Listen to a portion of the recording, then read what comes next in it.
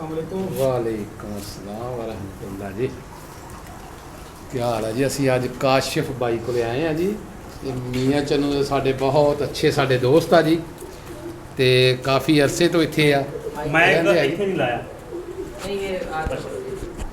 ਇਹ ਕਾਸ਼ਿਫ ਬਾਈ ਸਾਡੇ ਮੀਆਂ ਚੰਨੂ ਤੋਂ ਆ ਜੀ ਤੇ ਸਾਡੇ ਬੜੇ ਅੱਛੇ ਦੋਸਤ ਆ ਜੀ। ਇਹਨਾਂ ਦੇ ਉਸਤਾਦੇ ਮੁਹਤਰਮ ਆ ਜੀ ਅੱਜ ਜਵੇਦ ਕੁਰੈਸ਼ੀ ਸਾਹਿਬ ਜੀ, ਜਿਨ੍ਹਾਂ ਨੇ ਆ ਕਬੂਤਰੀ 27 ਘੰਟੇ 7 ਮਿੰਟ 27 ਘੰਟੇ 7 ਮਿੰਟ ਇਹ ਨੀਲੀ ਕਬੂਤਰੀ 2019 ਚ ਇਹਨੇ ਰਿਕਾਰਡ ਕਰਾਚੀ ਦਾ ਕੀਤਾ ਜੀ। ਤੇ ਇਹ 27 ਘੰਟੇ 7 ਮਿੰਟ ਇਹਨੇ ਪ੍ਰਵਾਜ਼ ਕੀਤੀ ਆ। माशाल्लाह बहुत ही अच्छा मज़ा आया जी कबूतरी देख के। और इसका नर भी आपको ਇਹਦਾ ਨਰ ਵੀ ਇਹਨੇ ਨਾਲ ਦਾ ਜੀ। बकाया तफसीलात ये जवेद साहब दसदे आ जी कि और ये इसके साथ जो नर लगाया है इसकी दादी भी जो है 27 घंटे 35 मिनट नागन पे उड़ी है। आप दसो जी। ये हरे कबूतर है हमारे माशाल्लाह मेरे उस्ताद हाजी मोहम्मद यूसुफ। हाजी मोहम्मद यूसुफ की छत के ऊपर इसकी जो दादी थी वो भी 27 घंटे 35 मिनट उड़ी है। चीनी कबूतरी थी और हाजी हुसैन अली निज़ामानी घर से ये पट्टी आई थी और ये कराची का विनर उड़ान निकाली थी चीनी ने। उसके बाद इस 2019 के अंदर ये कबूतरी 27 घंटे 7 मिनट उड़ी। ये गुलशन के अंदर ये भी इसका रिकॉर्ड है। माशाल्लाह जी माशाल्लाह बहुत अच्छे नियाब आई नीले ये सफ़ेद आम का है वो खटी आम। हाँ जी हाँ जी।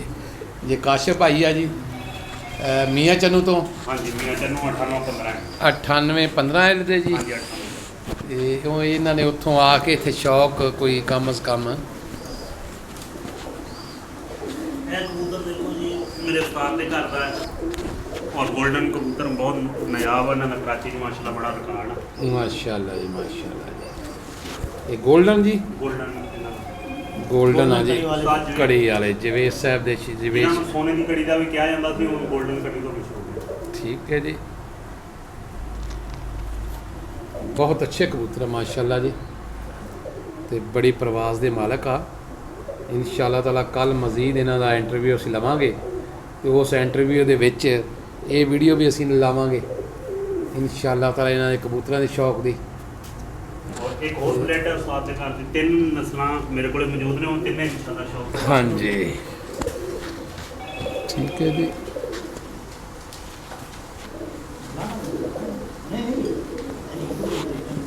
एक है कबूतर है जी मेरे उस्ताद के घर दी कमांडर नस्ल दा है। इन्हां दा भी अल्हम्दुलिल्लाह कराची च बड़ा रिकॉर्ड है। ਲਓ ਜੀ कराची च कमांडर कबूतर इन्हां दे नाम दे बहुत अच्छे मशहूर होए आ ते बड़े अच्छे कबूतर है माशाल्लाह जी। और अल्हम्दुलिल्लाह इनका ईसा नगरी के अंदर धीमी वाली छत पे 7 दिन 7 दिन शाम 7 के बाद सही इन कबूतरों का माशाल्लाह रिकॉर्ड है। बहुत नियाब कबूतर है जी माशाल्लाह जी।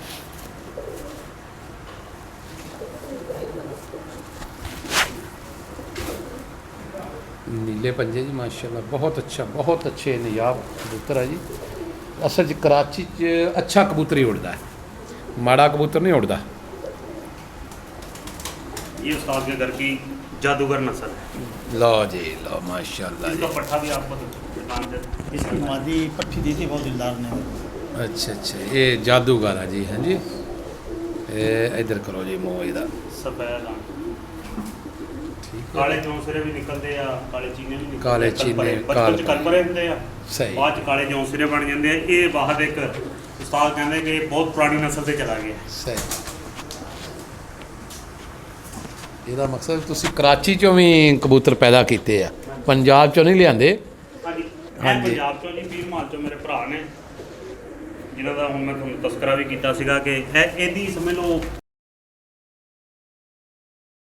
हाँ जी ਇਸ ਕਬੂਤਰ बहुत अच्छा कबूतर है जी।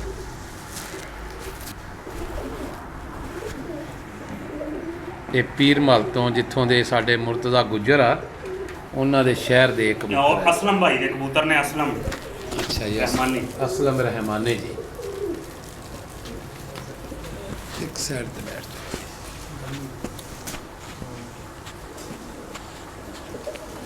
ਇਹ ਕਬੂਤਰ ਜੀ ਪੰਜਾਬ ਚੋਂ 65 ਬੂਰਿਆ 12 ਐਲ ਤੇ ਆਪਣਾ ਇਹ ਬਾਬੇ ਸੁਲੇਮਾਨ ਵਾਲੇ ਕਬੂਤਰ।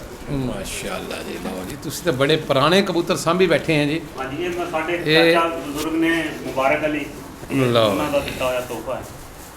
माशाल्लाह जी, बच्चे- बहुत अच्छे कबूतर आई बाबे सुलेमान वाले कबूतर। लोग इन्हों देखने ਨੂੰ ਤਰਸਦੀ ਆ। ਇਹ 65 ਬੂਰੇ ਵਾਲ ਚੋਂ ਮੈਨੂੰ ਤੋਹਫਾ ਮੇਰੇ ਚਾਚੇ ਇਹ 65 12 ਵਾਲੇ ਚੋਂ ਆਇਆ ਜੀ। ਤੇ ਇਹ ਕਿੰਨੇ ਅਰਸੇ ਦਾ ਜੀ? ਇਹ ਤਕਰੀਬਨ ਤਿੰਨਾਂ ਸਾਲਾਂ ਦਾ ਸਾਡੇ ਕੋਲੇ ਆਇਆ ਵਾ। ਬਾਕੀ ਚਾਚੇ ਕੋਲੇ ਤਾਂ ਨਸਲਾਂ ਪੁਰਾਣੀਆਂ 35 40 ਸਾਲ ਤੋਂ ਸੰਭਾਲੀਆਂ ਹੋਈਆਂ। ਲਓ ਜੀ ਮਾਸ਼ਾਅੱਲਾ ਜੀ। ਇਹ ਮੁਕਤਸਰ वो दिखा काला जो ना जादूगर दिखा ਜਾਦੂਗਰ बड़ा। इधर नात ते मादियाँ जी। मादिया ने वो ना अच्छा अच्छा अच्छा ये लुड्डा किया हुआ, ये भी जादूगर नस्ल में से है। अच्छा जी। ये माशाल्लाह कराची में ये भी कबूतर सुबह करके बैठे हैं शाहिद बलोच वाली छत पे।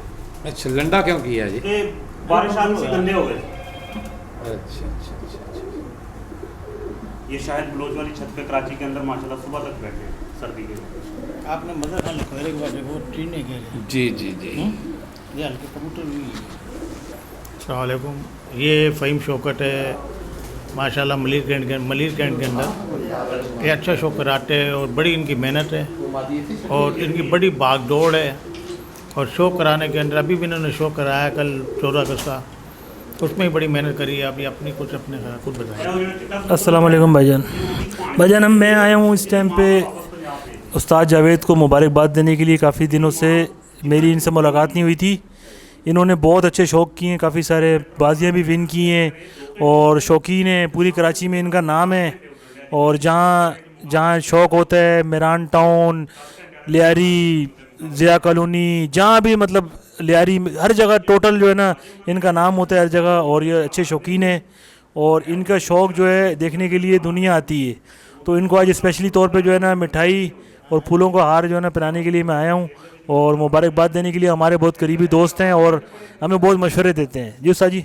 और दूसरी बात ये रहेगी, इनके पास ऐसे ऐसे रिकॉर्ड मौजूद हैं जो सुबह तक के हैं। हर जगह हर इलाके में आप जाएंगे तो ये उस्ताद जावेद का नाम जो है ना आपको नज़र आएगा। धीमी वाली छत होगी, स्टील टाउन में हो गया, लियारी वाली छत होगी, मोहम्मद अली, टोटल जहाँ भी आप जाएंगे। और अगेंस्ट शौक़ करने के मिसाल से इनकी ऐसी मिसालें हैं कि इन्होंने जहाँ शौक़ किए साफ़ सुथरा फेयर और शौक़ को शौक़ तस्लीम किए। तो इनके यही नतीजे, हर बंदा इनसे प्यार करता है। तो स्पेशल तौर पे आज मैं इनसे मिलने आया हूँ मलिर कैंट पिजन की तरफ से इनको मुबारकबाद देने के लिए। ये मिठाई जो है ना मैं इनको दे रहा हूँ, ये मुँह मीठा भी करेंगे और ये मेरी क्लब की तरफ से है।